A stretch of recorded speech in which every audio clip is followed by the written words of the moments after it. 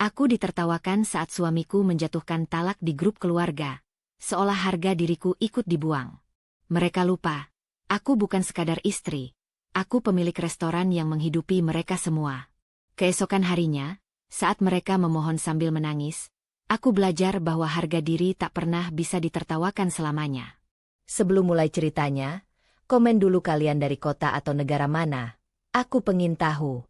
Jangan lupa like, subscribe, dan aktifkan lonceng, supaya channel ini makin berkembang. Risma berdiri di tengah ruang utama restorannya, menyimak suara sendok beradu dengan piring, dengung pendingin ruangan, dan langkah pelayan yang teratur. Semuanya berjalan rapi, nyaris sempurna, seperti yang selalu ia tuntut dari tempat ini. Aroma kaldu yang perlahan menguar dari dapur membuat dadanya terasa lebih lapang. Disinilah ia merasa utuh. Disinilah ia tidak perlu menjelaskan siapa dirinya. Meja VIP sudah siap, Bu, kata Pak Hendra, manajer operasional yang sudah bekerja bersamanya sejak restoran ini masih satu lantai. Risma mengangguk. Pastikan standar tetap dijaga. Jangan ada kompromi. Nada suaranya tenang, tegas. Pak Hendra tersenyum kecil. Ia paham betul ritme kerja Risma. Tidak berlebihan, tidak ragu. Sosok yang berbeda dari perempuan yang setiap malam pulang bersamanya. Ponsel di saku jasnya bergetar. Sekali, dua kali. Ia melirik layar. Grup keluarga Ardi. Risma tidak langsung membukanya. Ia tahu, jarang ada kabar penting di sana. Biasanya hanya obrolan yang membuat bahunya menegang tanpa sadar.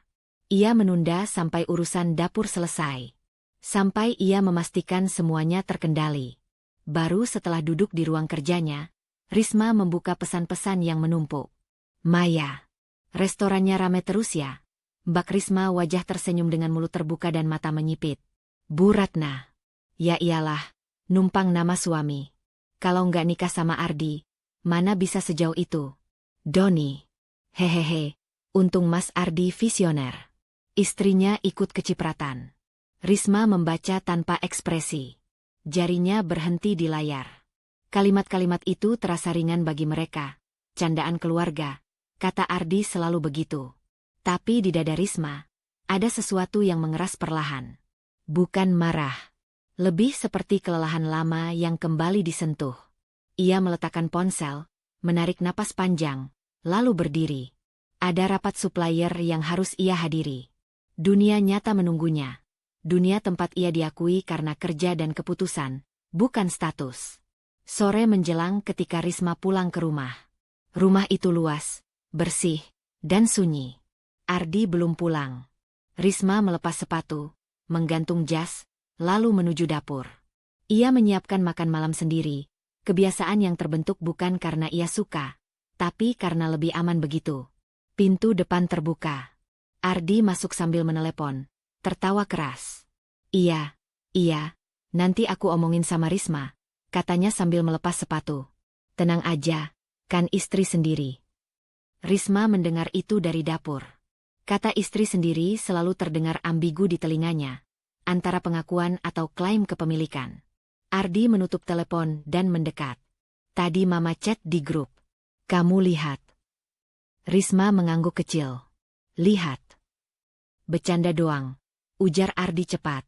Kamu jangan baper. Risma menaruh piring di meja. Aku nggak apa-apa. Itu bukan bohong. Lebih tepatnya, itu jawaban yang sudah terlatih. Ia tahu jika ia membuka sedikit saja perasaannya, Ardi akan menyebutnya berlebihan. Mereka makan dalam diam. Ardi sibuk dengan ponselnya. Sesekali tertawa sendiri membaca pesan masuk. Risma fokus pada nasi di piringnya, tapi pikirannya melayang ke masa lalu, ke hari-hari awal pernikahan, saat ia masih mencoba membuktikan bahwa ia layak, bahwa ia bukan sekadar beruntung. Besok Doni mau lembur di restoran, kata Ardi tiba-tiba. Katanya lagi banyak tamu. Risma mengangkat kepala. Aku nggak dapat laporan itu. Ah, paling Pak Hendra lupa ngabarin kamu. Doni kan keluarga. Bisa fleksibel lah. Nada Ardi santai, seolah keputusan sudah dibuat. Ada tarikan kecil di dada Risma. Bukan karena Doni, tapi karena kata fleksibel itu. Kata yang sering dipakai untuk mengabaikan batas yang ia bangun susah payah. Nanti aku cek, jawab Risma singkat. Ardi mengangguk. Puas. Ia kembali ke ponselnya. Malam semakin larut. Risma berbaring di sisi ranjang, menatap langit-langit. Ardi sudah tertidur. Napasnya teratur. Ponsel Risma kembali bergetar di meja samping. Bu Ratna. Risma, besok jangan lupa kirim hampers buat Om Budia. Kamu kan sekarang orang mampu. Risma menutup mata sejenak sebelum membalas. Risma. Baik, Bu. Ia meletakkan ponsel, tapi dadanya terasa sesak. Kata orang mampu itu bukan pujian. Ia tahu betul maksudnya. Selalu ada tuntutan baru setiap kali keberhasilannya disebut. Seolah semua itu bukan miliknya, melainkan kewajiban yang datang bersama status sebagai istri Ardi. Ia bangkit perlahan, menuju jendela. Dari lantai 2, ia bisa melihat lampu kota yang berkelip. Di luar sana, dunia mengenalnya sebagai pemilik restoran sukses. Di dalam rumah ini, ia sering lupa siapa dirinya. Risma menyandarkan dahi ke kaca. Ada kenangan lama yang kembali, suara ayahnya dulu, yang sering berkata ia harus bersyukur ada laki-laki yang mau menerimanya. Ia mengira kalimat itu sudah terkubur, tapi rupanya masih hidup, menjelma dalam tawa-tawa di grup WhatsApp. Ia menggenggam tangannya sendiri, menenangkan. Aku baik-baik saja, katanya dalam hati. Tapi untuk pertama kalinya, kalimat itu terasa rapuh. Ponselnya bergetar sekali lagi. Maya. Mbak, serius nanya nih. Restoran itu atas nama siapa sih? Wajah dengan lidah menjulur dan mata mengedip. Risma menatap layar lama. Jarinya melayang di atas papan ketik, lalu berhenti. Ia tidak membalas. Ia mematikan layar dan meletakkan ponsel terbalik. Ada tekanan baru yang perlahan naik dari perut ke dada. Bukan kemarahan, bukan kesedihan, melainkan kesadaran kecil yang berbahaya. Selama ini ia diam bukan karena sabar, tapi karena takut. Risma kembali ke ranjang, berbaring membelakangi Ardi. Di dalam gelap, ia membuat keputusan kecil yang bahkan belum berani ia sebutkan. Mulai besok, ia tidak akan lagi menganggap semua candaan itu sepele. Pagi itu, Risma bangun dengan perasaan yang belum sepenuhnya bernama. Bukan marah, bukan sedih, lebih seperti sisa tekanan yang tertinggal di dada sejak semalam. Keputusan kecil yang ia buat dalam gelap masih menggantung, rapuh, dan belum diuji apapun. Ia menyiapkan diri seperti biasa, rapi dan tenang, seolah tidak ada yang berubah. Tapi di dalam kepalanya, ada kewaspadaan baru. Ardi sudah duduk di meja makan, menyesap kopi sambil menatap ponsel. Ia tidak menoleh saat Risma duduk berhadapan dengannya. Kamu hari ini ke restoran? Tanya Ardi, nada suaranya datar. Iya, jawab Risma. Ada beberapa evaluasi. Ardi mengangguk, lalu terkekeh pelan sambil membaca layar. Mama lagi bahas soal uang arisan keluarga. Katanya enak ya punya menantu tajir. Risma tidak langsung merespons. Ia mengambil roti, mengoleskan mentega perlahan. Ada jeda yang cukup panjang sebelum Ardi kembali bicara. Ya tapi kan bukan uang kamu juga sepenuhnya. Lanjut Ardi santai. Namanya juga harta bersama. Kalimat itu meluncur begitu saja, tanpa nada menyerang. Justru itulah yang membuatnya terasa menusuk. Risma mengangkat wajahnya. Kenapa kamu bilang begitu? Tanyanya pelan. Ardi mengangkat bahu. Fakta aja. Jangan sensitif. Risma menelan sisa pertanyaan yang ingin keluar. Ia tahu percakapan seperti ini jarang berakhir baik jika ia melanjutkan. Ia berdiri, mengambil tas, lalu pergi tanpa pamit lebih jauh. Di dalam mobil, ponselnya kembali bergetar. Grup keluarga Ardi. Ardi. Lagi bahas arisan. Tapi bingung ya kalau ada yang bisnisnya naik turun, wajah tersenyum dengan mulut terbuka dan keringat dingin. Maya. Hahaha iya. Namanya juga usaha. Kadang hoki, kadang enggak. Bu Ratna. Yang penting suaminya tetap kepala keluarga.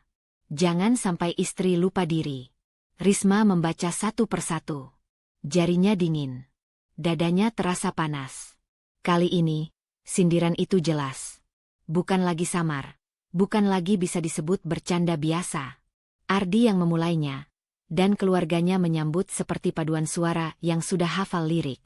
Ia menutup grup itu tanpa membalas. Tangannya gemetar saat meletakkan ponsel. Mobil melaju pelan keluar dari halaman rumah, tapi pikirannya tertinggal di kalimat jangan sampai istri lupa diri. Seolah keberhasilannya adalah potensi dosa yang harus terus diingatkan. Di restoran, suasana sibuk seperti biasa. Pak Hendra menyambutnya dengan laporan singkat. Risma mendengarkan, mencatat, memberi arahan. Semua berjalan normal. Terlalu normal, sampai ia hampir lupa rasa sesak di dadanya. Namun saat ia sendirian di ruang kerja, ponselnya kembali menyala. Bukan grup keluarga kali ini, melainkan pesan pribadi dari Sinta. Sinta, kamu kelihatan online terus di grup itu. Kamu oke? Risma menatap layar lama. Lalu, untuk pertama kalinya pagi itu, ia membalas jujur. Risma, aku capek, Sin. Tak sampai 1 menit, ponselnya berdering. Nama Sinta muncul di layar. Risma mengangkatnya. Kamu di mana? Suara Sinta terdengar khawatir. Di kantor. Aku ke sana. Jangan bantah. Risma hampir tertawa kecil. Nada itu, tegas tapi hangat, selalu membuatnya merasa sedikit lebih ringan. Ia mengiyakan, lalu menutup telepon. Sinta datang siang itu, masih mengenakan pakaian kerjanya. Mereka duduk di sudut ruang kerja Risma. Pintu tertutup. Sinta menatapnya lekat-lekat. Kamu kelihatan lebih kurus, katanya tanpa basa-basi. Risma tersenyum tipis. Kerja. Bohong, Sinta menyahut cepat. Aku baca chat di grup itu. Ardi keterlaluan. Risma terdiam. Ia tidak menyangkal. Mereka cuma bercanda. Sinta menghela napas panjang. Kamu masih pakai alasan itu? Risma memalingkan wajah. Aku nggak mau ribut. Aku nggak mau dibilang sombong atau lupa daratan. Sinta mendekat, menurunkan suaranya. Risma, membela diri itu bukan sombong. Kalimat itu menggantung di udara. Risma meremas tangannya sendiri. Ada bagian dari dirinya yang ingin percaya, tapi ada bagian lain yang lebih kuat. Bagian yang tumbuh dari tahun-tahun diremehkan, diajari untuk menunduk agar diterima. Kalau aku jawab, mereka bakal bilang aku berubah, ujar Risma lirih. Aku takut Ardi juga mikir begitu. Sinta menatapnya lama. Kamu takut kehilangan dia, atau takut kehilangan versi dirimu yang selama ini mereka suka? Pertanyaan itu membuat Risma tercekat. Ia tidak langsung punya jawaban. Yang ia tahu, dadanya terasa semakin sempit. Sinta berdiri, menepuk bahu Risma pelan. Aku nggak minta kamu melawan sekarang. Tapi jangan terus mengorbankan diri. Kamu bukan tamu di hidupmu sendiri. Malamnya, Risma pulang lebih larut. Ardi sudah ada di rumah, menonton televisi. Ia melirik Risma sekilas. Kamu kemana aja? Mama nanya soal arisan. Kamu nggak jawab di grup. Aku kerja, jawab Risma singkat. Ardi mendengus. Ya dibaleslah. Mereka keluarga. Risma berhenti melangkah. Ada dorongan kuat di dadanya. Kata-kata Sinta kembali terngiang. Ia berbalik menghadap Ardi. Apa kamu sengaja nyindir aku di grup? Tanyanya. Suaranya bergetar tipis tapi jelas. Ardi terdiam sesaat, lalu tertawa kecil. Kamu terlalu bawa perasaan. Semua juga tahu kamu sukses. Santai aja. Jawaban itu membuat Risma sadar. Bagi Ardi, perasaannya selalu berlebihan. Ia menelan sisa keberanian yang hampir keluar. Ia memilih diam lagi. Namun malam itu, di kamar, Risma tidak bisa tidur. Grup WhatsApp kembali ramai. Ada stiker tertawa. Ada komentar ringan. Tapi baginya, setiap notifikasi terasa seperti dorongan kecil ke jurang yang sama. Ia mematikan ponsel. Dalam gelap, Risma menggenggam spray, menahan napas. Ia belum berani melawan, belum berani bicara. Tapi satu hal berubah. Kini ia tahu, diam bukan lagi tempat aman. Dan kesadaran itu menekan batinnya lebih kuat dari sebelumnya. Risma bangun dengan kepala berat, seolah semalaman ia tidak benar-benar tidur. Kesadaran bahwa diam bukan lagi tempat aman masih menempel di dadanya seperti beban basah. Ia menyiapkan diri pelan-pelan, bergerak otomatis, mencoba mengembalikan kendali lewat rutinitas. Ardi sudah pergi lebih dulu. Meja makan kosong, cangkir kopi kotor tertinggal, tanda pagi yang terburu-buru dan dingin. Di perjalanan menuju restoran, Risma mencoba menata pikirannya. Ia berjanji pada diri sendiri untuk fokus bekerja hari itu. Tidak membuka grup keluarga. Tidak terpancing. Setidaknya sampai ia cukup kuat. Janji itu bertahan kurang dari 1 jam. Ia baru saja selesai memeriksa dapur ketika ponselnya bergetar bertubi-tubi. Bukan 1 notifikasi. Bukan 2. Puluhan. Nama grup yang sama kembali muncul di layar. Kali ini dengan intensitas yang membuat jantungnya berdetak lebih cepat. Risma masuk ke ruang kerjanya dan menutup pintu. Ia duduk, menarik napas, lalu membuka pesan pertama. Ardi. Aku capek. Aku talak Risma. Kalimat itu singkat. Tidak ada penjelasan. Tidak ada tanda tanya. Tidak ada percakapan sebelumnya yang mengarah ke sana. Seperti palu yang dijatuhkan tiba-tiba, tepat di tengah kepalanya. Dunia di sekeliling Risma seakan berhenti. Suara di luar ruang kerjanya menghilang. Tangannya dingin, matanya terpaku pada layar, seolah menunggu tulisan itu berubah. Tapi pesan berikutnya datang cepat, menumpuk tanpa memberi waktu bernapas. Maya. Hah? Serius? Wajah dengan air mata bahagia. Bu Ratna. Ya sudah, kalau memang gak bisa jadi istri yang benar. Doni. Namanya juga wanita karir. Biasanya lupa kodrat. Risma merasa dadanya dihantam dari dalam. Bukan karena kata talak. Kata itu terasa asing, bahkan jauh. Yang menghantamnya adalah reaksi setelahnya. Tawa, penilaian, vonis yang datang beramai-ramai, seolah ini pertunjukan yang pantas ditertawakan. Ia membaca lagi pesan Ardi. Tidak ada namanya disebut dengan lembut. Tidak ada percakapan pribadi. Semuanya dilakukan di depan penonton yang sejak awal memang tidak pernah memihaknya. Maya. Ya sudahlah, Risma kan bisa hidup sendiri. Kan katanya sukses. Bu Ratna. Tanpa suami, mau jadi apa lagi? Wanita itu tempatnya di belakang. Risma menutup mulutnya dengan tangan. Nafasnya tercekat. Ada rasa panas yang menjalar ke wajahnya, bukan tangis, melainkan sesuatu yang lebih menyakitkan. Rasa dipermalukan secara massal. Ini bukan perpisahan. Ini eksekusi sosial. Ia mencoba mengetik. Jarinya menyentuh layar, lalu berhenti. Tidak ada kalimat yang cukup cepat untuk melindungi dirinya dari gelombang ini. Tidak ada pembelaan yang tidak akan dipelintir. Doni. Kasihan ya. Ujung-ujungnya sendiri juga. Percuma punya restoran mahal. Tawa virtual kembali muncul. Stiker. Emoji. Semuanya seperti pisau kecil yang dilempar satu persatu. Risma mematikan ponsel dan meletakkannya di meja. Tapi tubuhnya sudah bereaksi lebih dulu. Tangannya gemetar. Pandangannya kabur. Ia menunduk, menekan dadanya sendiri, mencoba mengatur napas. Bukan talaknya yang membuatnya hancur. Bukan status istri yang hilang. Yang menghancurkannya adalah kalimat-kalimat itu membangkitkan suara lama di kepalanya. Suara yang berkata bahwa ia tidak pernah cukup sebagai perempuan jika berdiri sendiri. Bahwa tanpa suami, semua pencapaiannya tidak sah. Ia teringat wajah ayahnya di masa lalu, nada suaranya yang dingin saat berkata, perempuan sehebat apapun, tetap butuh sandaran. Ia pikir ia sudah membuktikan sebaliknya. Tapi hari ini, semua luka itu seperti dibuka kembali, dirobek di depan umum. Pintu ruang kerja diketuk pelan. Bu Risma, suara Pak Hendra terdengar ragu. Risma mengusap wajahnya cepat, berdiri. Masuk. Pak Hendra melangkah masuk, lalu berhenti melihat wajah Risma. Ia tidak bertanya. Ia hanya berkata pelan, kalau ibu perlu waktu, saya bisa tangani operasional. Kalimat itu sederhana, profesional. Tapi justru itulah yang membuat tenggorokan Risma terasa perih. Ia mengangguk kaku. Terima kasih.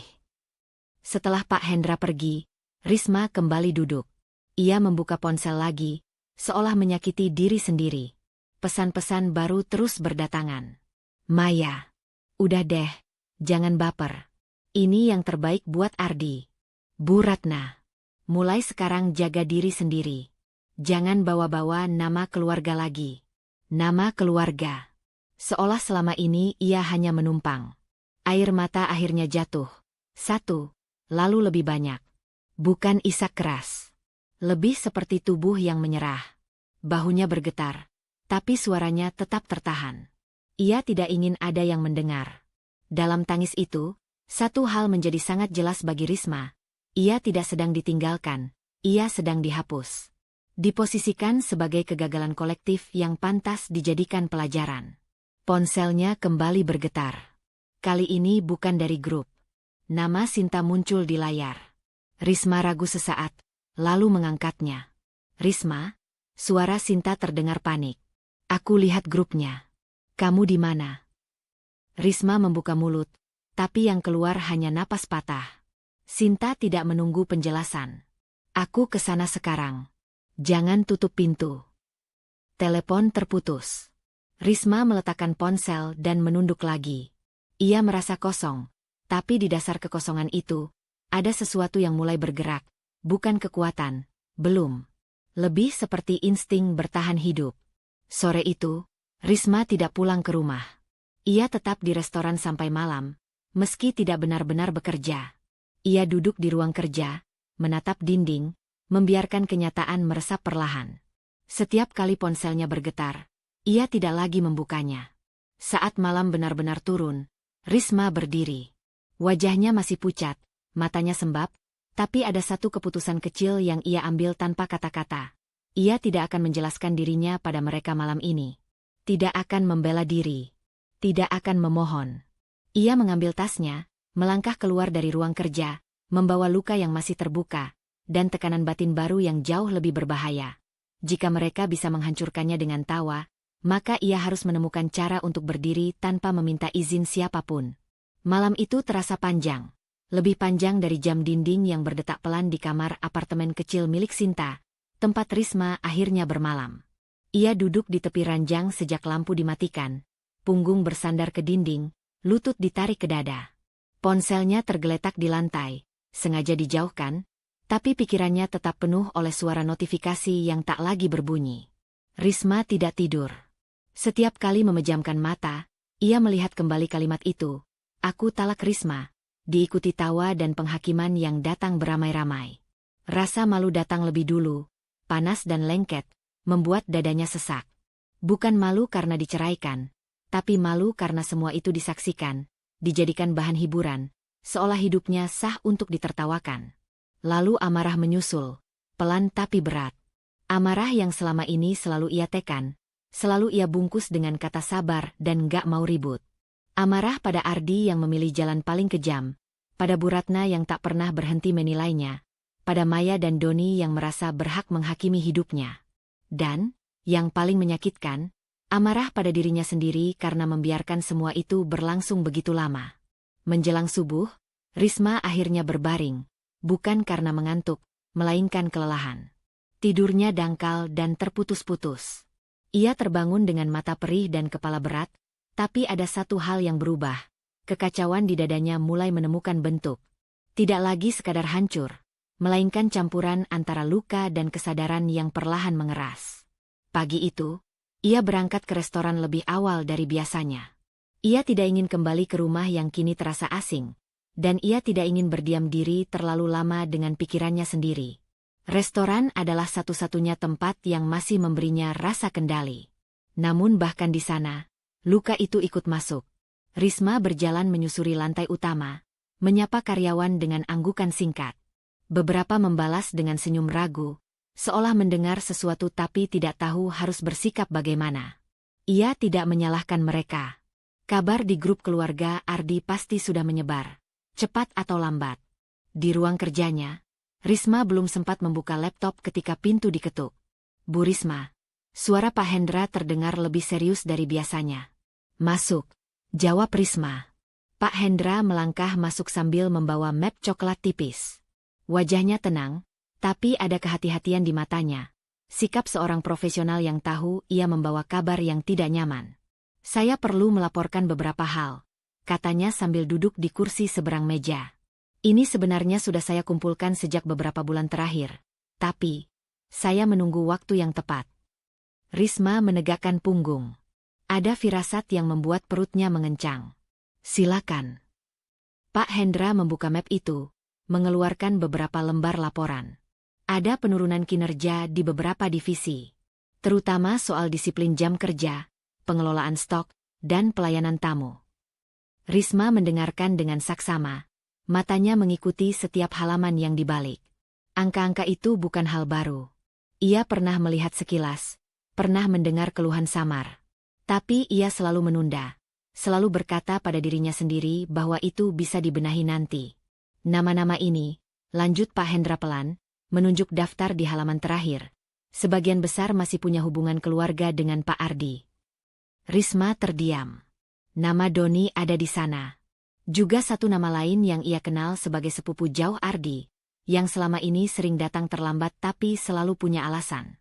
Saya sudah beberapa kali memberi teguran lisan, kata Pak Hendra. Tapi responsnya minim. Ada kesan, mereka merasa aman. Kata aman itu seperti menekan sesuatu di dada Risma. Aman karena apa? Ia tahu jawabannya. Aman karena ia selama ini memilih diam. Aman karena ia tidak ingin dicap tidak tahu diri oleh keluarga suaminya, mantan suaminya kini. Risma menyandarkan punggung ke kursi. Untuk sesaat, ruangan itu terasa sempit. Ia teringat percakapan-percakapan lama, saat ia membela Doni di hadapan Pak Hendra dengan alasan keluarga. Saat ia menunda sanksi dengan alasan nanti dulu. Saat ia membiarkan standar profesionalnya sendiri dilonggarkan demi menjaga kedamaian rumah tangga. Kenapa Bapak baru sampaikan sekarang? Tanya Risma akhirnya. Suaranya tenang tapi ada getar halus di ujungnya. Pak Hendra tidak menghindar. Terus terang, Bu, karena selama ini saya melihat Ibu ragu. Dan saya tidak ingin laporan ini justru menambah beban pribadi Ibu. Kalimat itu tidak menyakitkan. Justru sebaliknya. Ia jujur, dan kejujuran itu membuat Risma menunduk. Terima kasih sudah jujur, kata Risma pelan. Setelah Pak Hendra keluar, Risma duduk sendiri cukup lama. Ia menatap laporan di mejanya, lalu memejamkan mata. Potongan-potongan peristiwa berkelebat. Tawa di grup keluarga, sindiran tentang bisnisnya, kalimat talak yang dingin, dan kini deretan angka yang menunjukkan konsekuensi nyata dari semua kompromi yang ia buat. Untuk pertama kalinya, Risma melihat garis yang jelas menghubungkan luka pribadinya dengan keputusan profesional yang selalu ia tunda. Ia bukan hanya sedang disakiti sebagai istri, tapi juga sedang mengkhianati dirinya sendiri sebagai pemimpin. Setiap kali ia memilih diam di rumah, dampaknya merembet ke tempat kerja. Setiap kali ia menelan penghinaan, ia juga menelan ketidakadilan di hadapan karyawannya yang lain. Ponselnya bergetar. Pesan dari grup keluarga masih masuk. Meski ia tidak membukanya. Ia tahu isinya. Ia tidak perlu membaca untuk tahu nada mereka. Risma membuka laptopnya. Ia tidak langsung mengambil keputusan besar. Ia belum sampai ke sana. Tapi ia mulai mengetik sesuatu yang selama ini selalu ia tunda. Evaluasi kinerja yang objektif, tanpa embel-embel hubungan keluarga. Jarinya sempat berhenti di atas keyboard. Ada rasa takut yang menyelinap. Takut dicap kejam. Takut dituduh memanfaatkan situasi. Takut dianggap arogan sekarang karena berani bersikap tegas. Rasa takut itu nyata, dan ia tidak mengusirnya. Ia mengakuinya. Namun kali ini, ia tidak membiarkan rasa takut itu mengambil alih. Risma menyimpan dokumen itu tanpa menekan kirim. Belum sekarang. Tapi keputusan kecil itu sudah cukup berisiko untuk hari ini. Ia berdiri, menatap keluar jendela ruang kerjanya, melihat restoran yang ia bangun dengan tangannya sendiri. Di dalam dadanya, tekanan baru tumbuh, bukan lagi sekadar luka dan malu, melainkan kesadaran bahwa jika ia terus menunda, ia bukan hanya akan kehilangan harga diri, tapi juga kendali atas hidup yang ia bangun sendiri. Pagi itu, Risma datang lebih awal dari biasanya. Udara restoran masih dingin, lampu-lampu belum semuanya dinyalakan. Ia berjalan melewati meja-meja kosong, mendengar gema langkahnya sendiri. Sunyi yang membuat pikirannya bekerja lebih keras. Dokumen evaluasi yang semalam ia simpan masih terbayang jelas, seperti benda berat di tas yang belum dikeluarkan. Ia belum memutuskan apa-apa. Tapi ia tahu satu hal. Hari ini ia tidak ingin lagi berpura-pura tidak melihat. Di ruang kerja, Risma membuka buku catatan hitam yang jarang ia pakai. Selama ini, ia lebih mengandalkan laporan formal dan ingatan. Catatan pribadi terasa berlebihan, seolah ia tidak percaya pada sistem yang sudah ia bangun sendiri. Namun pagi ini, ia menuliskan tanggal di halaman pertama. Tinta hitam itu terlihat tegas, nyaris menantang. Belum lama ia duduk, suara ribut terdengar dari area depan. Tawa keras, langkah tergesa, dan suara kursi yang diseret sembarangan. Risma mengenali nada itu tanpa perlu melihat. Doni. Ia keluar dari ruang kerja dan berjalan ke arah sumber suara. Doni berdiri di dekat bar, jaket masih dikenakan, ponsel di tangan, berbicara sambil tertawa dengan salah satu staf. Jam di dinding menunjukkan hampir pukul 10. Jam kerja sudah dimulai sejak 8:30 pagi. Sapa Risma. Doni menoleh sekilas, lalu tersenyum lebar. Senyum yang terlalu santai untuk situasi kerja. Mbak Risma. Tumben udah di sini. Risma memperhatikan caranya berdiri, santai, seolah tempat ini milik bersama, bukan ruang profesional yang menuntut disiplin. Kamu terlambat, katanya datar. Doni melirik jam tangannya, lalu mengangkat bahu. Santai aja, Mbak. Lagi sepi juga. Lagian kita keluarga. Kalimat itu meluncur begitu saja, ringan, seperti kartu sakti yang selalu berhasil ia keluarkan. Beberapa staf menunduk, pura-pura sibuk. Mereka mendengar. Mereka menunggu reaksi. Dada Risma mengencang. Ada refleks lama yang hampir muncul, keinginan untuk mengalah, untuk menjaga suasana. Tapi ia menahannya. Jam kerja tetap jam kerja, ujar Risma. Suaranya tenang. Tapi ada ketegasan baru yang belum pernah Doni dengar darinya. Tolong ganti baju dan mulai kerja. Doni terkekeh kecil. Iya. Jangan galak, Mbak. Nanti dikira bos baru. Ada nada mengejek di sana, tipis tapi jelas. Risma tidak membalas. Ia hanya mengangguk kecil dan berbalik. Namun sebelum kembali ke ruang kerja, ia membuka buku catatan di tangannya dan menulis satu baris singkat. Doni datang pukul 9:55, tanpa pemberitahuan. Tangannya sedikit bergetar saat menulis. Bukan karena ragu pada fakta, melainkan karena makna di balik tindakan itu. Ini bukan sekadar mencatat keterlambatan. Ini adalah pengakuan bahwa selama ini, ia memilih tidak mencatat banyak hal serupa. Siang itu, laporan kecil demi laporan datang. Stok bahan yang tidak tercatat rapi. Keluhan tamu tentang pelayanan yang lambat di satu shift tertentu. Risma mencatat semuanya, objektif, tanpa tambahan emosi. Setiap nama yang ia tulis terasa seperti membuka simpul lama di dadanya. Pak Hendra masuk membawa berkas tambahan. Ia melirik buku catatan Risma, lalu wajahnya sedikit berubah, bukan terkejut, lebih seperti lega. Ibu ingin data pendukungnya juga? Tanyanya hati-hati. Iya, jawab Risma. Aku mau lengkap. Tidak ada keluarga dalam kalimat itu. Hanya kerja. Sore menjelang ketika Doni kembali muncul di depan ruang kerja Risma, kali ini tanpa mengetuk. Ia bersandar di kusen pintu, tangan menyilang di dada. Mbak, katanya, nada suaranya berubah lebih rendah. Ini kenapa sih suasananya jadi aneh? Pak Hendra kok ribet amat sekarang? Risma mengangkat kepala dari laptopnya. Ribet bagaimana? Ya soal laporan, teguran, segala macam. Doni mendengus. Kita ini keluarga. Dulu juga santai-santai aja. Kata dulu itu membuat Risma terdiam sesaat. Dulu, ketika ia masih berusaha menjadi istri yang diterima. Dulu, ketika ia menutup mata pada banyak hal agar rumah tangganya terlihat baik-baik saja. Justru karena dulu terlalu santai, sekarang banyak yang harus dibereskan, kata Risma akhirnya. Doni mengernyit. Mbak lagi sensitif ya gara-gara masalah sama Mas Ardi. Kalimat itu seperti garis yang ditarik paksa melewati batas. Ada panas cepat yang naik ke tengkuk Risma. Namun ia menahannya. Ia tidak ingin emosinya menjadi senjata untuk melemahkan posisinya sendiri. Masalah pribadi dan kerja itu beda, ujar Risma pelan tapi tegas. Di sini, Kamu karyawan.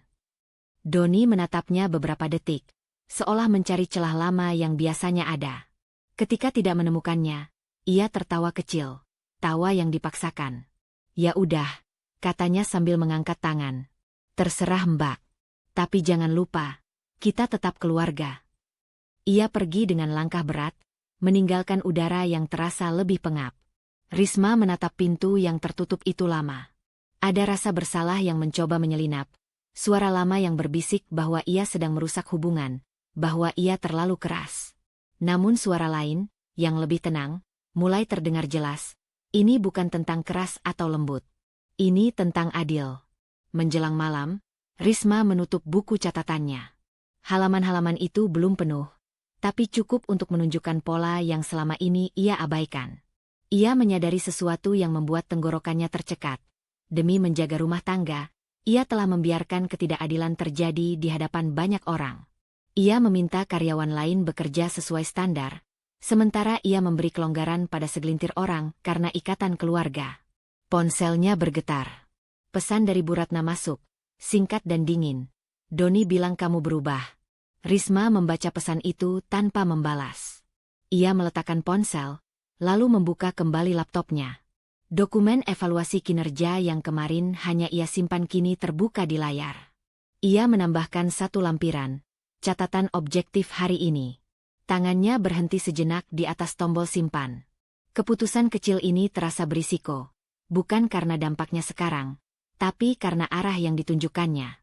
Ia menarik napas, lalu menekan tombol itu. Risma tahu, setelah hari ini, tidak ada lagi alasan untuk berpura-pura bahwa semua baik-baik saja. Dan kesadaran itu menekan batinnya lebih keras dari sebelumnya, karena ia mulai mengerti, keadilan yang ia tunda selama ini bukan hanya melukai orang lain, tapi juga mengikis dirinya sendiri. Risma bangun dengan perasaan yang tidak sepenuhnya tenang. Meski malam sebelumnya ia pulang dengan langkah yang lebih mantap daripada hari-hari sebelumnya. Keputusan kecil yang ia ambil, mencatat, menyimpan, menahan diri untuk tidak mengalah, masih terasa asing di tubuhnya. Seperti mengenakan pakaian baru yang belum sepenuhnya pas, tapi jelas bukan pakaian lama yang menyesakan. Ia membuka ponsel pagi itu dengan hati-hati. Ada belasan pesan masuk. Bukan dari grup keluarga Ardi, melainkan pesan pribadi yang datang satu persatu, dari nomor yang ia kenal dan beberapa yang tidak ia simpan. Risma, katanya kamu lagi emosional ya? Dengar-dengar kamu marah-marah ke Doni. Sabar ya. Jangan sampai orang salah paham. Risma membaca tanpa membalas. Dadanya terasa mengeras perlahan. Narasi itu menyebar cepat, rapi, dan terasa terlalu seragam untuk disebut kebetulan. Ia tidak perlu bertanya siapa sumbernya. Bu Ratna. Seperti biasa, Ibu Ardi itu tidak pernah menyerang langsung. Ia menanamkan cerita, membiarkannya tumbuh di mulut orang lain. Risma bisa membayangkan kalimat yang diucapkan dengan nada prihatin. Bukan marah, kasihan Risma, mungkin lagi sakit hati, jadi kalap. Kalap. Kata itu berputar-putar di kepala Risma. Seolah semua tindakannya belakangan ini, mencatat keterlambatan, menuntut disiplin, adalah luapan emosi seorang perempuan yang gagal mengendalikan diri setelah diceraikan. Di restoran, suasana terasa berbeda. Tidak ada yang terang-terangan berubah sikap, tapi Risma merasakannya di udara. Beberapa karyawan meliriknya lebih lama dari biasa. Ada kehati-hatian baru dalam sapaan mereka, seolah takut salah langkah. Pak Hendra masuk ke ruang kerjanya membawa laporan harian. Ia meletakkannya di meja, lalu tidak langsung pergi. Saya dengar, ada kabar yang beredar, katanya pelan. Risma mengangkat kepala. Soal apa? Soal ibu, jawab Pak Hendra jujur. Katanya ibu sedang emosional karena urusan pribadi. Risma tersenyum tipis. Dan menurut Bapak? Pak Hendra tidak ragu. Saya melihat ibu bekerja seperti biasa. Lebih teliti, malah. Kalimat itu menenangkan, tapi juga menyakitkan. Karena Risma sadar, penilaian objektif seperti itu jarang cukup kuat untuk melawan cerita emosional yang sudah terlanjur menyebar. Setelah Pak Hendra keluar, Risma duduk lama tanpa membuka laptop. Ada ketakutan yang kembali muncul, lebih licik dari sebelumnya. Bukan takut pada keluarga Ardi, melainkan takut pada label. Takut dicap kejam. Takut dianggap memanfaatkan situasi. Takut semua orang melihatnya sebagai perempuan yang membalas luka dengan kekuasaan. Untuk sesaat, ia tergoda untuk mundur. Mengendurkan aturan. Menghentikan pencatatan. Mengembalikan semuanya ke versi lama yang aman. Ia bahkan membuka dokumen evaluasi itu, menyorot nama Doni, dan jari-jarinya berhenti di atas tombol hapus. Mungkin Bu Ratna benar, bisik suara lama di kepalanya. Mungkin ini memang terlihat seperti balas dendam. Ponselnya bergetar. Nama Sinta muncul di layar. Risma mengangkatnya tanpa berkata apa-apa.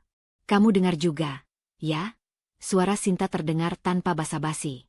Iya, jawab Risma singkat. Aku ke restoran, kata Sinta. Sekarang. Setengah jam kemudian, Sinta duduk di hadapannya, 2 cangkir kopi di meja. Ia menatap Risma lama, seolah membaca sesuatu yang tidak diucapkan. Kamu lagi mikir buat mundur, katanya akhirnya. Risma tersenyum lelah. Aku capek dibilang jahat. Sinta menghela napas. Risma, harga diri itu bukan balas dendam. Kalimat itu jatuh pelan, tapi tepat. Risma menatap cangkir kopinya, melihat pantulan wajahnya sendiri di permukaan hitam itu. Kalau kamu mundur sekarang, lanjut Sinta, kamu bukan jadi baik. Kamu cuma kembali menghilang. Risma menelan ludah. Aku nggak mau keputusan profesionalku dianggap emosi pribadi. Justru itu, Sinta mencondongkan badan. Makanya kamu harus tenang. Tegas, tapi dingin. Jangan marah. Jangan membela diri berlebihan. Biarkan data yang bicara. Ada keheningan singkat. Untuk pertama kalinya sejak talak itu dijatuhkan, Risma merasa ada pijakan yang jelas. Bukan kemarahan. Bukan pembuktian. Tapi kejelasan. Setelah Sinta pergi, Risma memanggil Pak Hendra kembali ke ruang kerjanya. Saya mau kita lanjutkan evaluasi kinerja, kata Risma. Nada suaranya stabil, hampir datar. Seperti rencana awal. Pak Hendra mengangguk. Baik, Bu. Tidak perlu pengumuman besar, lanjut Risma. Tidak perlu penjelasan ke pihak luar. Kita jalankan sesuai prosedur. Termasuk? Pak Hendra berhenti sejenak. Termasuk karyawan yang punya hubungan keluarga, jawab Risma tanpa ragu. Itu pertama kalinya ia mengucapkan kalimat itu tanpa rasa bersalah yang langsung menyusul. Jantungnya tetap berdebar, tapi tidak lagi kacau. Sore itu, Doni kembali datang ke ruang kerjanya, wajahnya lebih tegang dari sebelumnya. Mbak, katanya tanpa senyum. Ini bener ya, kamu mau bikin aturan ketat ke semua orang? Bukan bikin, jawab Risma tenang. Menegakkan. Doni mendengus. Mama bilang kamu lagi nggak stabil. Risma menatapnya lurus. Tidak ada kemarahan di matanya. Tidak ada emosi berlebihan. Hanya ketegasan yang selama ini ia simpan. Kondisi pribadiku tidak mengubah standar kerja, katanya. Kalau kamu merasa keberatan, kita bisa bicarakan secara profesional. Doni terdiam. Ia menunggu reaksi lama, nada lembut, penjelasan panjang, atau permintaan pengertian. Tapi tidak menemukannya. Aku cuma minta kamu kerja sesuai tanggung jawabmu, lanjut Risma. Tidak lebih. Tidak kurang. Doni pergi tanpa berkata apa-apa. Pintu menutup dengan bunyi yang tidak terlalu keras, tapi cukup untuk menandai sesuatu telah berubah. Malam itu, Risma pulang sendirian. Ia duduk di ruang tamu apartemen Sinta, menatap jendela. Ponselnya kembali bergetar. Pesan dari Bu Ratna, kali ini lebih langsung. Kamu jangan keterlaluan, Risma. Risma membaca pesan itu, lalu mematikan layar. Ia tidak membalas. Bukan karena takut, melainkan karena ia sadar, tidak semua hal perlu ditanggapi. Untuk pertama kalinya, ia memilih bersikap tegas tanpa amarah. Dan justru pilihan itu terasa paling berisiko, karena ia tahu, ketenangan seringkali lebih mengancam bagi mereka yang terbiasa mengendalikan lewat emosi. Dampak dari ketegasan pertama itu belum benar-benar reda ketika Risma duduk sendirian di ruang kerjanya. Pagi masih muda, cahaya matahari menyelinap lewat kaca besar yang menghadap ke dapur restoran. Biasanya, pemandangan itu menenangkan, deretan koki bekerja rapi, aroma kaldu dan rempah, denting peralatan yang teratur. Namun hari ini, dadanya terasa penuh, seperti ada beban yang menekan dari dalam. Ia masih ingat malam sebelumnya. Kata-kata Bu Ratna di grup keluarga, narasi yang berputar cepat. Risma sakit hati, Risma kalap, Risma tidak bisa menerima talak. Ia hampir menutup ponsel dan berhenti. Hampir. Tapi Sinta ada di sana, mengingatkannya dengan suara pelan namun tegas bahwa harga diri bukan tentang membalas, melainkan berhenti mengizinkan orang lain menginjak-injak batas. Pagi ini, Pak Hendra mengetuk pintu sebelum Risma sempat menenggelamkan diri terlalu jauh dalam pikirannya. Bu Risma, audit internal sudah selesai, ucapnya setelah dipersilakan masuk. Wajahnya serius, bukan wajah pembawa kabar ringan. Ia menaruh map coklat tebal di atas meja, map yang terasa lebih berat dari ukurannya. Risma menegakkan punggung. Silakan duduk, Pak. Pak Hendra duduk, membuka map perlahan, seolah memberi waktu pada Risma untuk bersiap. Di dalamnya ada laporan-laporan, grafik, catatan tangan, dan salinan bukti transaksi. Nama Doni dan Maya muncul berulang kali. Terlalu sering untuk disebut kebetulan. Kami menemukan beberapa kesalahan serius, kata Pak Hendra hati-hati. Mulai dari manipulasi jadwal kerja, penggunaan bahan di luar standar, sampai laporan keuangan yang tidak sesuai. Risma menahan napas. Ia sudah menduga akan ada masalah. Namun melihatnya tertulis rapi, objektif, tanpa emosi, itu menghantam lebih keras dari yang ia bayangkan. Kerugiannya? Tanyanya. Suaranya terdengar lebih datar dari perasaannya. Pak Hendra menyebutkan angka. Tidak fantastis untuk ukuran restoran bintang 5, tapi cukup untuk melukai sistem, reputasi, dan kepercayaan. Angka yang seharusnya bisa dicegah sejak lama. Risma menunduk, jemarinya menyentuh kertas laporan. Di kepalanya, kenangan lama muncul. Doni datang terlambat lalu bercanda. Santai, Mbak Ipar. Maya mengabaikan prosedur sambil tersenyum kecil. Kan keluarga sendiri. Setiap kali, Risma memilih diam. Setiap kali, ia bilang pada dirinya sendiri bahwa ini harga yang wajar demi menjaga rumah tangga, demi menghindari konflik dengan Ardi dan keluarganya. Bu Risma, suara Pak Hendra menariknya kembali. Ya, Risma mengangkat wajahnya. Lanjutkan. Pak Hendra menjelaskan detail demi detail. Ia tidak menyalahkan, tidak menghakimi. Hanya menyampaikan fakta. Justru itu yang membuat dada Risma terasa sesak. Tidak ada emosi berlebihan yang bisa ia jadikan alasan. Tidak ada serangan personal. Hanya kebenaran telanjang tentang kelalaian yang ia biarkan tumbuh. Setelah Pak Hendra pergi, Risma tetap duduk lama. Ruangan itu sunyi. Untuk pertama kalinya sejak semua ini dimulai, rasa bersalah dan marah bercampur menjadi satu, tidak lagi terpisah jelas. Ia merasa bersalah karena membiarkan ini terjadi. Ia marah, bukan hanya pada Doni dan Maya, tapi pada dirinya sendiri. Kamu pemiliknya, gumamnya pelan. Kamu yang bertanggung jawab. Kalimat itu menusuk lebih dalam daripada hinaan di grup keluarga. Ini bukan soal talak. Ini bukan soal status. Ini soal integritas yang ia korbankan sedikit demi sedikit, sampai ia hampir tidak mengenali dirinya sendiri. Siang hari, Risma turun ke lantai operasional. Ia tidak memanggil Doni atau Maya. Ia hanya mengamati. Cara Doni berbicara pada staf dapur, setengah memerintah, setengah meremehkan. Cara Maya mencatat pesanan dengan asal, seolah yakin tidak akan ada konsekuensi. Setiap pengamatan mengubah sesuatu di dalam dirinya. Bukan menjadi lebih panas, tapi lebih dingin. Lebih jernih. Ia mencatat dalam benaknya, menghubungkan laporan audit dengan realitas di lapangan. Tidak ada lagi pembelaan otomatis. Tidak ada lagi alasan keluarga. Sore harinya, Sinta datang. Mereka duduk di sudut restoran yang biasanya ramai, kini agak lengang. Sinta memandang Risma lama sebelum bicara. Kamu kelihatan capek, katanya lembut. Aku baru sadar betapa lama aku menutup mata, jawab Risma jujur. Dan sekarang rasanya telat. Sinta menggeleng. Tidak ada kata telat untuk berhenti. Risma tersenyum tipis. Aku marah.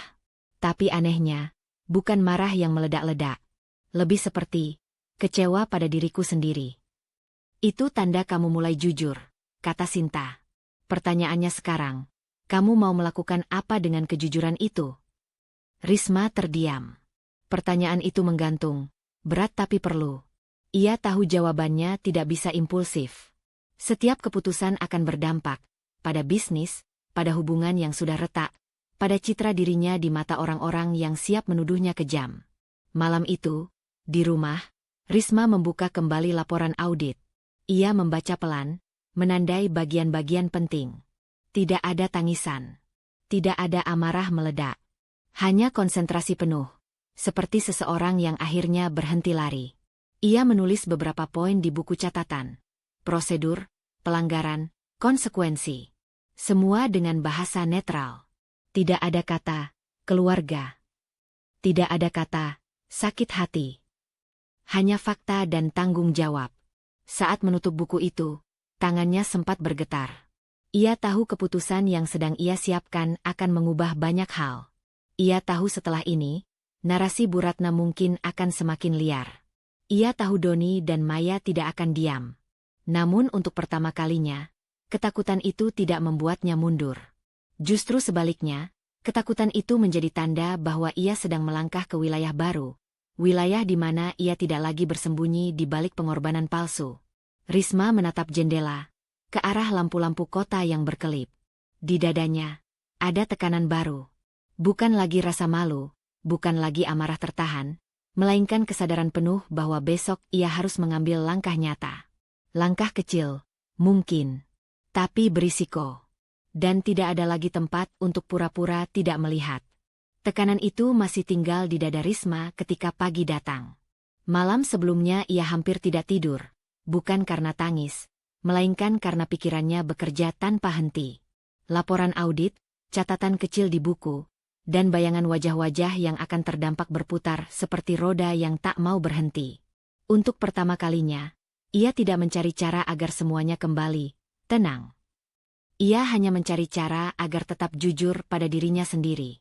Pintu restoran baru saja dibuka ketika Ardi datang. Risma sedang berdiri di dekat meja resepsionis, berbincang singkat dengan supervisor, ketika suara langkah itu terdengar, langkah yang terlalu dikenalnya. Cepat, keras, penuh niat. Ia menoleh dan melihat Ardi berdiri beberapa meter darinya, wajahnya tegang, rahangnya mengeras seperti sedang menahan sesuatu yang siap meledak. Akhirnya ketemu juga, kata Ardi tanpa basa-basi. Nada itu langsung mengubah udara di sekitar mereka. Beberapa karyawan menunduk, pura-pura sibuk. Risma memberi isyarat singkat agar supervisor kembali bekerja. Ia tidak ingin penonton, tapi ia juga tidak ingin lari. Ada apa, Di? Tanyanya, tenang, meski dadanya mengencang. Ardi mendengus kecil. Kamu masih tanya? Kamu pikir aku nggak dengar apa yang kamu lakukan ke Doni dan Maya? Risma menatapnya. Ia melihat kemarahan di sana, tapi juga sesuatu yang lain, rasa terancam. Aku tidak melakukan apa-apa. Audit internal yang melakukannya. Kamu yang nyuruh audit itu. Suara Ardi meninggi. Setelah semua yang terjadi, kamu masih berani bilang ini bukan balas dendam. Kata itu, balas dendam, menggema di kepala Risma. Ia sudah menduganya akan muncul. Narasi itu sudah disebar, dipelintir, dan kini berdiri di depannya dalam wujud tuduhan langsung. Aku menjalankan tanggung jawabku sebagai pemilik, jawab Risma pelan. Ini soal pekerjaan. Ardi tertawa pendek, sinis. Jangan sok profesional, Riz. Semua orang tahu kamu sakit hati. Talak itu bikin kamu kalap, ya? Sekarang kamu mau jatuhkan keluargaku satu-satu. Dada Risma berdenyut. Ada bagian dalam dirinya yang ingin membalas. Ingin mengingatkan Ardi tentang penghinaan di grup keluarga. Tentang tawa massal yang merobek harga dirinya. Namun ia menahan diri. Ia ingat malam-malam sunyi itu. Keputusan untuk tidak lagi bergerak karena emosi sesaat. Ini bukan tentang kamu, katanya akhirnya. Atau keluargamu. Ardi melangkah lebih dekat. Jangan bohong. Semua hidupmu selama ini berputar di sekitarku dan keluargaku. Restoran ini pun. Risma mengangkat tangan, menghentikannya. gerakan kecil, tapi tegas. Ardi terdiam, terkejut sesaat. Momen itu mengubah sesuatu. Untuk pertama kalinya, Ardi benar-benar melihat Risma berdiri tanpa mengecilkan diri. Restoran ini bukan alat, kata Risma. Suaranya tidak keras, tapi jelas. Dan aku juga bukan alat. Kalimat itu meluncur begitu saja, tanpa rencana. Begitu keluar, Risma merasakan getarannya sendiri. Seperti pintu yang terbuka di dalam dirinya. Ardi mengerutkan kening. Apa maksudmu? Risma menarik napas. Ia menatap Ardi, suaminya, mantan suaminya, pria yang selama ini ia jadikan pusat pertimbangan. Dalam tatapan itu, tiba-tiba banyak hal menjadi terang. Cara Ardi selalu berbicara tentang keluarga saat membahas bisnis. Cara ia tertawa ketika Risma direndahkan. Cara ia tidak pernah bertanya bagaimana perasaan Risma, hanya apa yang bisa ia berikan. Kamu tidak pernah melihatku sebagai partner, ucap Risma pelan, lebih kepada dirinya sendiri daripada kepada Ardi. Aku selalu cuma alat. Alat untuk menyelamatkan gengsi, alat untuk mengamankan posisi, alat untuk menutupi kesalahan. Ardi terdiam, lalu tertawa kecil. Drama apa lagi ini? Tawa itu tidak melukai Risma seperti dulu. Justru sebaliknya, tawa itu menguatkan kesadarannya. Ia tidak sedang berlebihan. Ia hanya akhirnya berhenti menyangkal. Kalau aku alat, lanjut Risma, maka wajar kalau kamu marah saat alat itu berhenti bekerja sesuai keinginanmu. Wajah Ardi berubah. Jadi sekarang kamu mau sok berani? Aku mau adil, jawab Risma. Itu saja. Ardi menggeleng, napasnya berat. Kamu pikir keputusanmu ini nggak akan ada akibatnya? Keluargaku nggak akan diam. Aku tahu, kata Risma jujur. Dan aku juga tahu selama ini aku membiarkan banyak hal terjadi demi menjaga sesuatu yang ternyata tidak pernah benar-benar ada. Kata-kata itu menggantung. Ada keheningan singkat, cukup lama untuk membuat Ardi tidak punya balasan cepat. Ia memandang Risma, seolah mencari celah lama, celah di mana Risma akan menunduk, meminta pengertian, atau mengalah. Namun celah itu tidak muncul. Ini belum selesai, kata Ardi akhirnya, suaranya rendah, mengandung ancaman. Risma mengangguk. Aku tahu. Ardi berbalik dan pergi tanpa pamit. Langkahnya masih keras, tapi kini terdengar sedikit tergesa. Setelah pintu tertutup, Risma berdiri sendiri di tengah ruang yang perlahan kembali hidup. Suara aktivitas karyawan muncul lagi, seolah dunia tidak baru saja berguncang. Namun di dalam diri Risma, sesuatu telah bergeser. Bukan lega, bukan juga takut, melainkan kesedihan yang jernih, kesedihan karena menyadari bahwa hubungan yang ia jaga mati jauh sebelum talak dijatuhkan. Siang itu, Risma masuk ke ruang kerjanya dan menutup pintu. Ia duduk, membuka buku catatan, dan menatap poin-poin yang sudah ia tulis. Tangannya kembali bergetar, tapi kali ini bukan karena ragu. Ini karena ia tahu langkah berikutnya akan membuat Ardi dan keluarganya semakin yakin bahwa ia jahat. Ia mengambil pulpen, menambahkan satu baris keputusan kecil di bawah catatan audit. Keputusan yang belum final, tapi nyata. Keputusan yang akan ia sampaikan secara resmi. Saat pulpen itu berhenti bergerak, Risma menutup buku perlahan. Di dadanya, tekanan baru muncul, lebih tajam, lebih berisiko. Ia sadar, dengan langkah ini, tidak ada jalan kembali ke peran lama. Dan untuk pertama kalinya, ia memilih tetap melangkah. Tekanan dari keluarga Ardi belum sepenuhnya surut ketika Risma mulai merasakan perubahan yang berbeda, lebih halus, lebih berbahaya. Bukan lagi serangan dari banyak arah, melainkan satu titik yang mulai retak dari dalam, Ardi sendiri. Pagi itu, Risma sedang berada di restoran, meninjau persiapan layanan makan siang. Ia sengaja menenggelamkan diri dalam rutinitas agar pikirannya tetap berpijak. Setiap perintah kecil, setiap koreksi pada detail meja, memberinya rasa kendali yang tenang. Namun ketenangan itu terbelah ketika resepsionis menghampirinya dengan raut ragu. Bu Risma, Pak Ardi datang. Katanya mau bicara. Nama itu masih mampu membuat jantung Risma berdegup lebih cepat, bukan karena cinta, melainkan karena ingatan. Ia mengangguk. Suruh masuk. Ardi masuk beberapa menit kemudian. Penampilannya berbeda dari terakhir kali mereka bertemu. Tidak ada kemarahan terbuka, tidak ada langkah menghentak. Bahunya tampak turun, seolah beban yang ia bawa mulai terasa berat. Namun mata itu, mata yang sama, masih menyimpan kebanggaan yang enggan runtuh.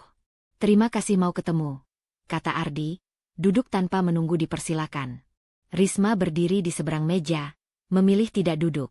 Jarak itu ia ciptakan dengan sadar. "Ada apa?" Ardi menghela napas panjang. "Aku cuma mau ngomong baik-baik."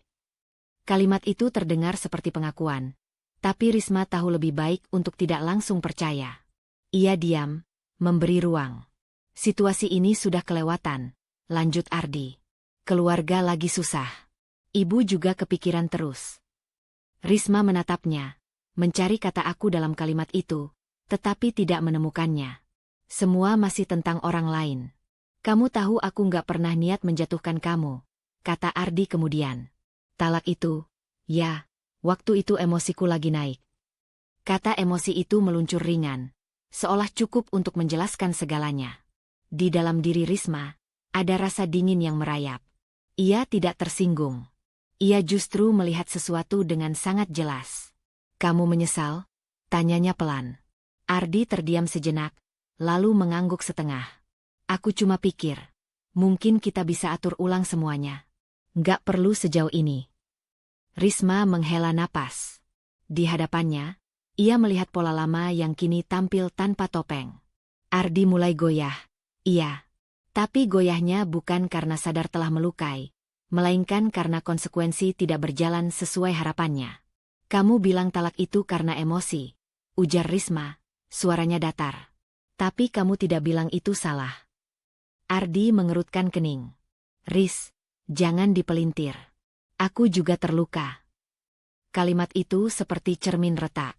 Selalu ada pembenaran, selalu ada penempatan diri sebagai korban situasi. Risma merasakan sesuatu bergeser lagi di dalam dirinya. Bukan marah, melainkan kejelasan yang hampir menyakitkan. "Kamu menjatuhkan talak di depan banyak orang," lanjut Risma. "Kamu membiarkan aku ditertawakan. Itu bukan emosi sesaat. Itu pilihan." Ardi menarik napas tajam. "Kamu juga nggak sempurna. Kamu bikin keluargaku kehilangan pekerjaan." "Karena pelanggaran kerja," jawab Risma. "Bukan karena aku ditinggalkan." Hening menggantung. Ardi menunduk, mengusap wajahnya. Untuk sesaat, Risma melihat retakan yang lebih dalam. Ada kebingungan di sana, mungkin juga rasa bersalah yang belum berani ia sebut dengan nama aslinya. "Aku cuma mau semuanya berhenti," kata Ardi lebih lirih. "Aku capek ribut." Risma mengangguk perlahan. "Aku juga capek. Tapi berhenti tidak sama dengan kembali ke pola lama." Ia menyadari sesuatu saat itu. Ardi datang bukan untuk meminta maaf, melainkan untuk menawar ketenangan. Ia ingin damai tanpa harus mengakui kesalahan. Ia ingin kembali merasa benar tanpa membayar harga kejujuran. "Kamu mau berdamai," kata Risma pelan, "tapi kamu masih ingin aku menanggung rasa bersalahmu." Ardi menatapnya, seolah baru mendengar sesuatu yang tidak ia pahami. "Kamu berubah." Risma tersenyum tipis. "Aku sadar." Kalimat itu terasa seperti titik kecil yang mengunci percakapan. Ardi berdiri, gelisah. "Jadi sekarang kamu mau apa?" Pertanyaan itu dulu akan membuat Risma panik. Sekarang, ia hanya merasa lelah dengan jawaban yang tidak pernah datang dari luar. "Aku mau kamu jujur pada dirimu sendiri," jawabnya. "Itu saja." Ardi menggeleng, seperti menolak beban yang terlalu berat. "Aku butuh waktu." Risma mengangguk. "Ambil waktumu." Ardi pergi tanpa janji, tanpa kepastian. Saat pintu tertutup, Risma berdiri sendiri, merasakan denyut di dadanya yang bukan lagi luka terbuka, melainkan bekas yang mengeras. Ia tidak merasa menang. Ia juga tidak merasa kalah.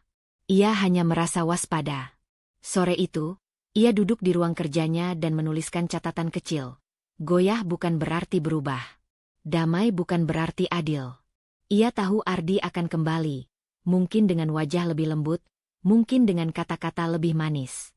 Dan ia tahu godaan terbesarnya bukan kemarahan, melainkan harapan semu. Harapan bahwa orang yang sama bisa memberi akhir yang berbeda tanpa benar-benar berubah. Menutup buku catatan, Risma menyadari tekanan batin barunya. Memilih antara membuka pintu untuk dialog yang belum jujur, atau menutupnya demi menjaga kejelasan yang baru ia temukan. Dan keputusan kecil itu, apapun pilihannya, akan membawa risiko yang tidak ringan. Pagi itu, Risma bangun dengan perasaan yang berbeda. Bukan ringan, bukan pula gelisah seperti hari-hari sebelumnya. Ada ketenangan yang kaku, seperti permukaan air sebelum sesuatu muncul dari dalamnya. Percakapan terakhir dengan Ardi masih terpatri jelas di kepalanya. Bukan kata-katanya, melainkan cara ia terus menghindar dari pengakuan. Risma tidak lagi menunggu perubahan darinya. Ia hanya menunggu kebenaran menemukan jalannya sendiri. Dan kebenaran itu datang lewat pekerjaan. Di ruang rapat restoran, Pak Hendra berdiri di depan layar, menampilkan rangkuman hasil audit lanjutan. Kali ini lebih rinci, lebih sistematis. Risma duduk di ujung meja, mendengarkan tanpa memotong, membiarkan data berbicara. Angka-angka, tanggal, catatan internal, semuanya terhubung rapi, membentuk pola yang tidak lagi bisa disangkal.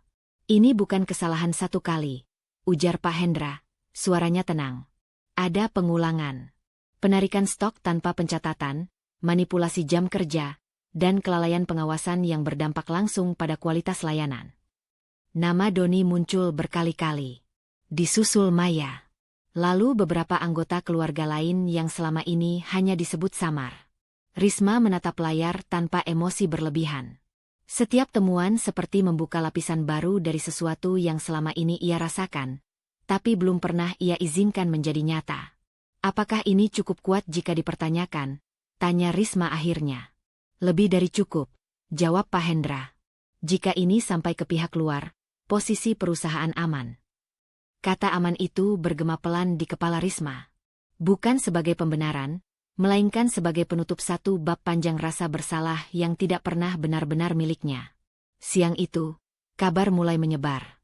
Bukan melalui pengumuman resmi, melainkan lewat percakapan karyawan, potongan cerita yang akhirnya tersambung. Narasi yang selama ini beredar, tentang Risma yang kejam, yang kalap karena sakit hati, mulai retak di hadapan fakta. Risma merasakannya saat beberapa karyawan lama menghampirinya dengan sikap berbeda. Tidak ada sanjungan, hanya tatapan yang lebih jujur. Kami baru tahu, Bu, kata salah satu dari mereka. Selama ini kami kira, ya, maaf. Risma mengangguk. Ia tidak membutuhkan permintaan maaf itu. Yang ia butuhkan adalah berhentinya kebohongan kecil yang menggerogoti kepercayaannya pada diri sendiri. Sore harinya, ponselnya kembali bergetar. Kali ini pesan berantai di grup keluarga Ardi. Grup yang sudah lama ia bisukan. Sinta yang pertama kali mengabari. Mereka mulai saling menyalahkan. Tulis Sinta. Data audit bocor. Bu Ratna diam. Risma menatap layar cukup lama. Ia tidak merasakan kemenangan. Yang muncul justru kelegaan yang tenang. Seperti napas panjang setelah menahan terlalu lama. Ia membuka grup itu untuk pertama kalinya sejak talak dijatuhkan. Pesan-pesan lama masih ada. Tapi kini ditimpa oleh yang baru. Nada panik berubah menjadi defensif. Ada yang menyangkal, ada yang mencari kambing hitam. Tidak ada lagi tawa. Tidak ada lagi ejekan. Satu pesan dari Maya menarik perhatiannya. Kalau dari awal Risma bilang begini, mungkin gak sejauh ini. Risma tersenyum tipis. Kalimat itu seperti ringkasan dari seluruh kesalahpahaman. Ia mengetik balasan, lalu menghapusnya. Ia tidak perlu menjelaskan lagi. Bukti sudah berbicara tanpa suaranya. Malam menjelang ketika Ardi kembali menghubunginya. Kali ini bukan dengan tuduhan, melainkan dengan kebingungan yang tidak disamarkan. Aku baru lihat laporan itu, katanya di telepon. Kenapa kamu nggak bilang dari dulu? Risma memejamkan mata. Pertanyaan itu terdengar seperti pintu lama yang diketuk ulang. Aku pernah, jawabnya pelan. Kamu tidak mau mendengar. Ardi terdiam. Untuk pertama kalinya, tidak ada sanggahan cepat. Ibu Sok, katanya akhirnya. Aku tahu, jawab Risma. Keluarga merasa dipermalukan. Risma menarik napas. Aku juga. Kalimat itu menggantung, tidak keras, tapi cukup untuk menghentikan alur pembenaran yang biasa. Ardi tidak membalas. Ia hanya menghela napas berat, lalu menutup telepon tanpa kata pamit. Setelah panggilan itu, Risma duduk lama di ruang tamu rumahnya. Ia menyadari sesuatu yang halus namun penting. Rasa bersalah yang selama ini ia pikul mulai runtuh, satu persatu, seperti tembok yang ternyata dibangun dari asumsi orang lain. Ia tidak lagi merasa harus menebus apapun. Tidak ada hutang moral yang tersisa. Namun kelegaan itu tidak datang tanpa konsekuensi. Dengan runtuhnya narasi, Risma kejam. Perhatian beralih. Bukan lagi pada niatnya, melainkan pada dampaknya. Ia tahu, setelah ini, keluarga Ardi tidak akan lagi menekan dengan tangisan. Mereka akan beralih ke strategi lain, meminta, memohon, atau bahkan menyeretnya ke ranah yang lebih terbuka. Malam itu, Risma membuka buku catatannya dan membaca ulang halaman-halaman lama. Di antara daftar keputusan dan kalimat penguat, ia menambahkan satu catatan baru. Aku tidak bersalah karena memilih adil. Menutup buku itu, Risma merasakan kebebasan yang belum pernah ia rasakan sebelumnya. Bebas dari rasa bersalah palsu, bebas dari kebutuhan untuk selalu dimengerti. Namun bersamaan dengan itu, muncul tekanan baru yang lebih besar. Ketika kebenaran sudah jelas, ia tidak lagi bisa bersembunyi di balik keraguan. Langkah berikutnya akan lebih terang. Dan karena itu, lebih berisiko. Kebenaran yang terbuka tidak selalu membawa ketenangan. Kadang, ia justru menyeret semua orang ke satu titik yang tak bisa dihindari. Hari itu, Risma baru saja selesai rapat singkat dengan manajemen ketika resepsionis kembali menghampirinya. Wajahnya tegang. Bu Risma, keluarga Pak Ardi datang. Lengkap. Kata lengkap membuat dada Risma mengeras. Ia mengangguk pelan. Tidak ada lagi alasan untuk menunda. Arahkan ke ruang tamu kecil, katanya. Saya menyusul. Langkahnya terasa lebih berat dari biasanya saat berjalan menyusuri lorong restoran. Bukan karena takut, melainkan karena ia tahu pertemuan ini akan menguras sesuatu yang tersisa di dalam dirinya. Bukan kemarahan, bukan dendam, melainkan tenaga untuk tetap utuh. Di ruang tamu kecil itu, suasananya jauh dari tertib. Bu Ratna duduk di sofa tengah. Tubuhnya condong ke depan, wajahnya pucat dan tegang. Di sampingnya, Doni menunduk, kedua tangannya saling mencengkeram. Maya terlihat dengan mata sembab, tisu kusut di genggaman. Beberapa anggota keluarga lain duduk terpencar, tidak lagi angkuh seperti dulu. Begitu Risma masuk, suara tangis pecah. Risma, Bu Ratna berdiri dengan gerakan tergesa. Ibu mohon. Kata itu, mohon, jatuh berat di udara. Risma berhenti beberapa langkah dari mereka. Ia tidak duduk. Ia tidak mendekat. Ia hanya berdiri, menjaga jarak yang selama ini tak pernah ia miliki. Kami salah, lanjut Bu Ratna, suaranya bergetar. Ibu akui. Kami semua salah. Tapi jangan hukum kami sekeras ini. Doni ikut bersuara, lirih tapi penuh tekanan. Kami cuma manusia, Riz. Kalau kamu mau, kami bisa perbaiki. Tolong kembalikan pekerjaan kami. Risma memandang mereka satu persatu. Tangisan, wajah-wajah menyesal, suara yang dulu tak pernah ia dengar ketika ia dipermalukan. Dadanya terasa sesak, bukan karena iba semata, melainkan karena kelelahan yang menumpuk.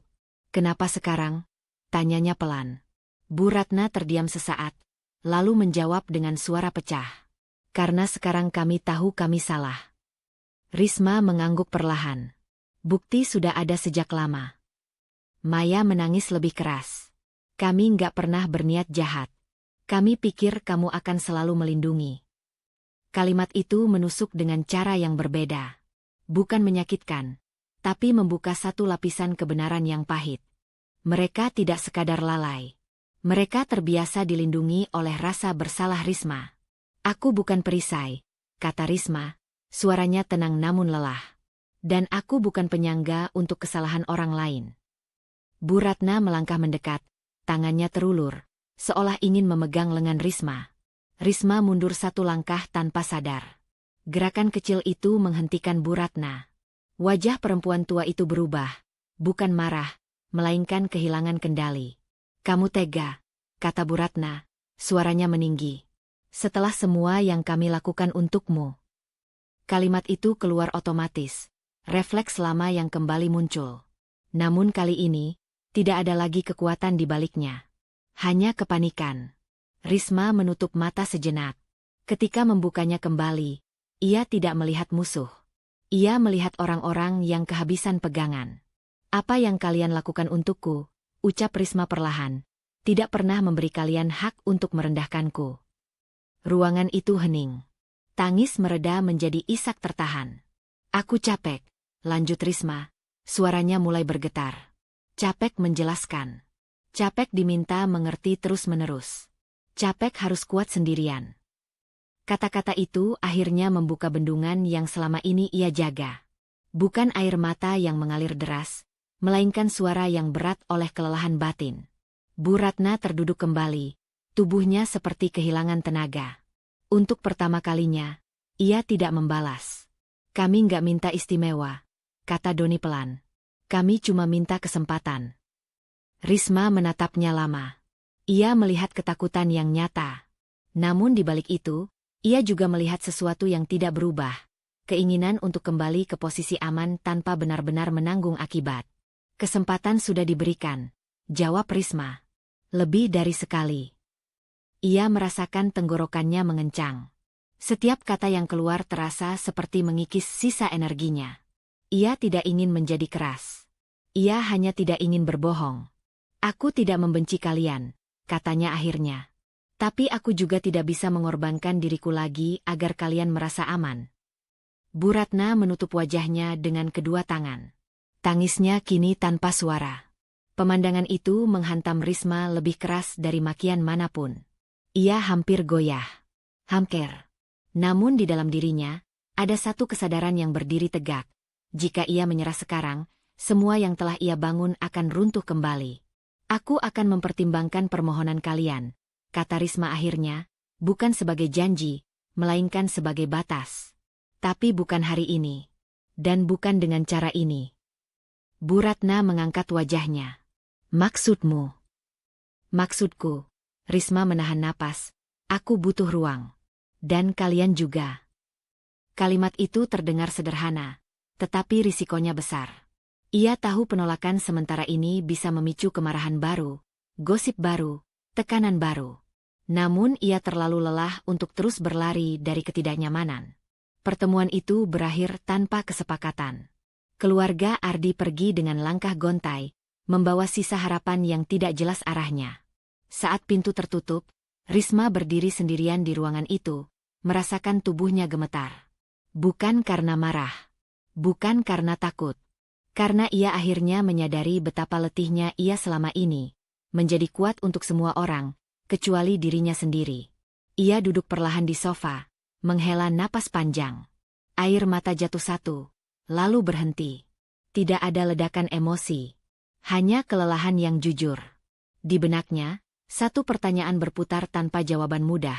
Sampai sejauh mana ia sanggup bertahan pada keadilan tanpa kehilangan empatinya? Tekanan batin itu tidak memberinya pilihan nyaman. Namun Risma tahu, keputusan berikutnya, apapun bentuknya, akan menentukan apakah ia benar-benar bebas, atau hanya berpindah dari satu belenggu ke belenggu lain. Keheningan setelah pertemuan dengan keluarga Ardi masih menggantung di dada Risma ketika pagi datang. Bukan keheningan yang menenangkan, melainkan ruang kosong yang memaksa pikirannya berputar tanpa henti. Ia berangkat lebih awal ke restoran, mencoba menenggelamkan diri dalam rutinitas. Namun setiap suara langkah di belakangnya membuat bahunya menegang, seolah tubuhnya sudah lebih dulu bersiap menghadapi sesuatu yang belum datang. Dan sesuatu itu akhirnya benar-benar datang. Ardi berdiri di depan pintu kantor kecil Risma, wajahnya lebih kurus, bahunya turun, tidak lagi membawa kepercayaan diri yang dulu sering ia pakai seperti mantel. Tatapan mereka bertemu singkat. Risma berhenti melangkah. "Aku perlu bicara," kata Ardi pelan. Nada suaranya bukan menuntut. Itu yang membuat Risma justru merasa lebih berat. Ia mengangguk satu kali, membuka pintu, memberi isyarat agar Ardi masuk. Pintu tertutup di belakang mereka, meninggalkan dunia luar dengan segala kebisingannya.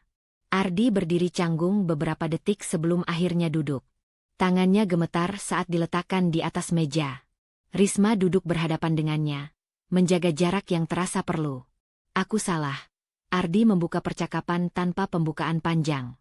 Semua yang kamu dengar, semua yang terjadi, itu karena aku. Risma tidak menjawab. Ia hanya menunggu. Aku egois, lanjut Ardi. Aku membiarkan keluargaku ikut campur. Aku membiarkan mereka menyalahkan kamu. Aku diam saat seharusnya aku berdiri di sisimu. Kata diam itu membuat Risma menelan ludah. Diam adalah luka yang paling ia ingat.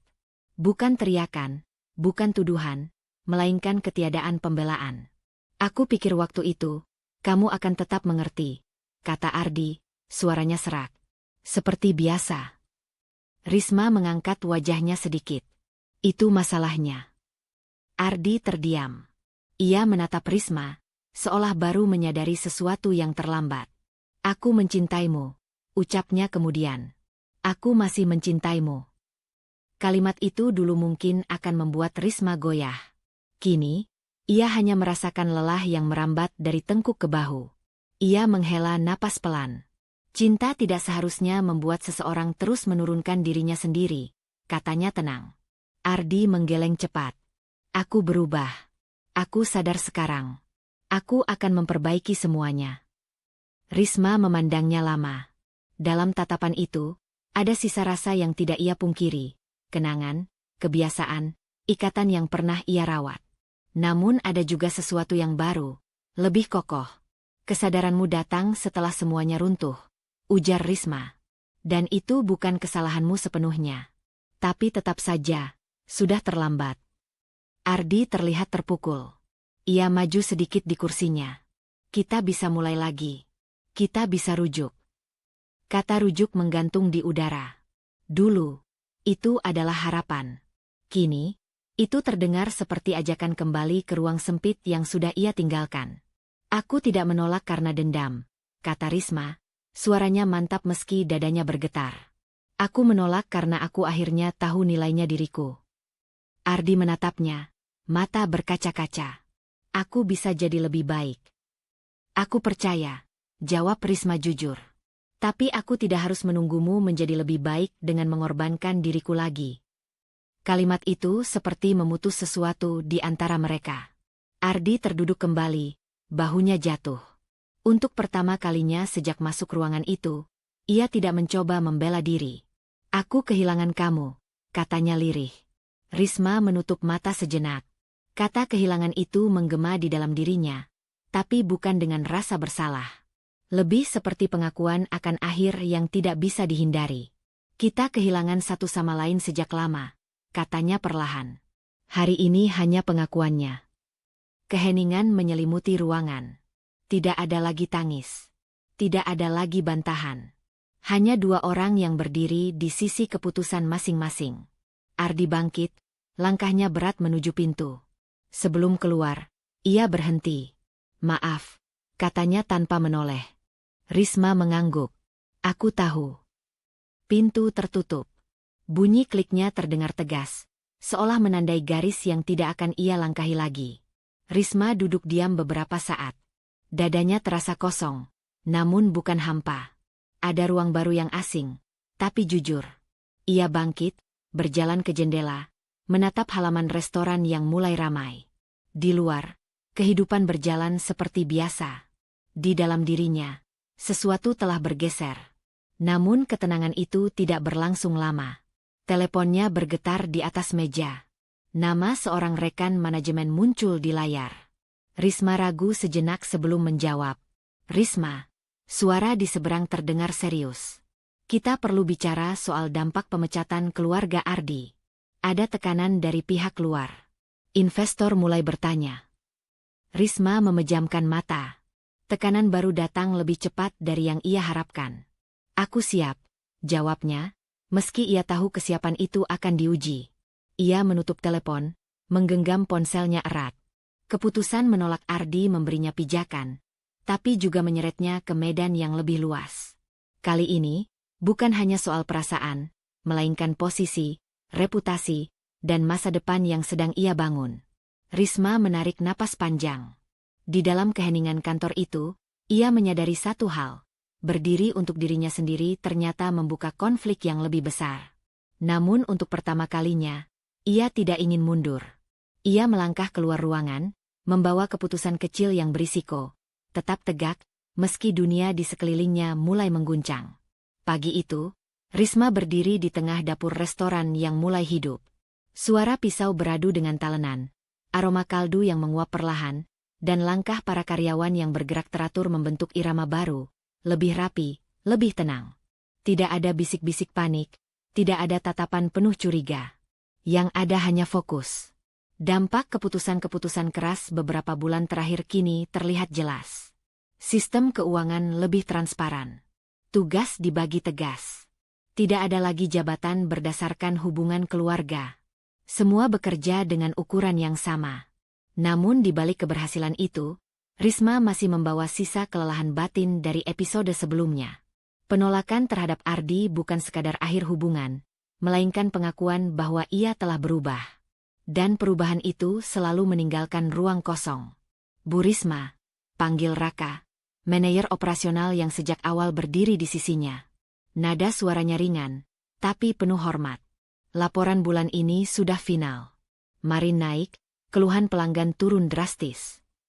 Risma menerima map itu. Tangannya berhenti sejenak di sampulnya. Ia mengangguk pelan. Terima kasih. Ini hasil kerja tim, bukan aku sendiri. Raka tersenyum. Justru karena ibu memimpin dengan jelas. Kalimat itu menempel lebih lama dari yang ia duga. Dulu, pujian seperti ini sering terasa asing, bahkan membuatnya tidak nyaman. Sekarang, ia belajar menerimanya tanpa harus merendahkan diri sendiri. Siang harinya, Risma duduk di ruang kantor yang sama, ruang yang dulu sering menjadi tempat ia menahan air mata. Kini, dindingnya terasa lebih lapang. Bukan karena berubah, tetapi karena ia tidak lagi menyusut di dalamnya. Ketukan pelan terdengar di pintu. Masuk, ucapnya. Bu Ratna berdiri di ambang pintu. Wajahnya tampak lebih tua, matanya lelah. Tidak ada lagi sorot dominasi yang dulu sering membuat Risma ciut. Hanya seorang ibu yang kehilangan kendali atas dunia yang selama ini ia atur. Aku tidak akan lama, kata Bu Ratna, suaranya tertahan. Aku hanya ingin meminta maaf. Risma berdiri perlahan, bukan untuk menyambut, melainkan untuk menyejajarkan posisi. Ia tidak ingin ada yang lebih tinggi atau lebih rendah. Aku tahu, jawab Risma tenang. Bu Ratna menarik napas panjang. Selama ini aku menyalahkanmu. Padahal aku menutup mata pada kesalahan anak-anakku sendiri. Risma mendengarkan. Ia tidak merasa perlu membantah atau membenarkan. Kata-kata Bu Ratna bukan lagi ancaman, hanya pengakuan yang terlambat. Aku memaafkan, kata Risma akhirnya. Bu Ratna menatapnya, terkejut. Benarkah? Iya, Risma mengangguk. Tapi memaafkan tidak berarti semuanya kembali seperti dulu. Wajah Bu Ratna runtuh pelan. Ia mengangguk, menerima batas itu tanpa protes. Untuk pertama kalinya, Risma melihatnya sebagai manusia biasa, bukan sosok yang harus ia takuti. Setelah Bu Ratna pergi, Risma duduk kembali. Ada kelegaan yang lembut menyebar di dadanya. Memaafkan ternyata bukan membuka luka lama, melainkan menutupnya dengan sadar. Sore menjelang, Risma berjalan menyusuri ruang makan restoran. Beberapa pelanggan tetap menyapanya. Seorang ibu parubaya tersenyum hangat. Sekarang suasananya beda ya, Bu. Lebih enak. Risma membalas senyum itu. Kami belajar banyak. Di sudut ruangan, ia melihat refleksi dirinya di kaca. Perempuan yang sama, tetapi tidak lagi patah. Luka itu masih ada, namun tidak bernanah. Ia sembuh, bukan karena waktu semata, melainkan karena keberanian memilih diri sendiri. Malamnya, Risma pulang ke apartemen kecil yang ia pilih sendiri setelah perpisahan. Ia menyalakan lampu, membuka jendela, membiarkan angin kota masuk. Di meja, ada proposal kerjasama baru dari investor yang dulu sempat ragu. Kesempatan besar, tapi berisiko. Ekspansi berarti tekanan baru, sorotan lebih tajam. Ia duduk, membuka halaman pertama, lalu menutupnya kembali. Tidak terburu-buru. Untuk pertama kalinya dalam hidupnya, ia tidak merasa harus membuktikan apapun pada siapapun. Teleponnya bergetar. Sebuah pesan masuk dari Ardi, singkat. Semoga kamu bahagia. Risma menatap layar itu lama. Tidak ada lonjakan emosi. Tidak ada amarah. Hanya kesadaran bahwa masa lalu telah menemukan tempatnya sendiri. Ia membalas satu kalimat. Aku sudah bahagia. Jaga dirimu. Ia meletakkan ponsel, memejamkan mata. Bukan untuk lari, melainkan untuk merasakan keheningan yang utuh. Tidak kosong. Tidak penuh. Cukup. Keesokan paginya, Risma berdiri di depan restoran sebelum buka. Matahari naik perlahan, memantulkan cahaya di kaca jendela. Ia mengambil napas dalam. Langkah ke depan selalu membawa risiko, keputusan baru, tanggung jawab baru. Tapi kini, ia melangkah bukan untuk menyenangkan siapapun, melainkan untuk hidup dengan jujur. Risma membuka pintu restoran, masuk ke hari yang baru. Ia membawa luka yang telah sembuh, bukan dendam. Dan untuk pertama kalinya, masa depan tidak lagi menakutkan, hanya menunggu untuk dijalani. Kisah Risma bukan tentang menang atau kalah dalam pernikahan, keluarga, atau pekerjaan. Ini tentang keberanian paling sunyi, berani jujur pada diri sendiri. Kadang kita bertahan bukan karena cinta, tapi karena takut. Takut dianggap gagal, takut menyakiti orang lain, takut sendirian. Padahal, kehilangan diri sendiri adalah luka yang paling lama sembuhnya. Belajarlah dari Risma. Bersikap tegas bukan berarti kejam. Memilih diri sendiri bukan berarti egois. Dan memaafkan tidak selalu berarti kembali. Harga diri bukan sesuatu yang diberikan orang lain. Ia dibangun dari keputusan-keputusan kecil yang kita ambil saat tidak ada yang membela kita. Jika kamu sedang berada di titik ragu, ingat satu hal. Hidup yang sehat dimulai saat kamu berhenti bernegosiasi dengan luka yang sama. Terima kasih telah berjalan bersama Risma dari luka, kehilangan, hingga utuh kembali. Semoga cerita ini menemani, menguatkan, dan memberi keberanian, dalam bentuk apapun yang kamu butuhkan. Jaga hatimu, jaga batasmu, dan jangan lupa. Kamu pantas hidup tanpa harus mengecilkan diri sendiri. Salam hangat. Sampai bertemu di kisah berikutnya.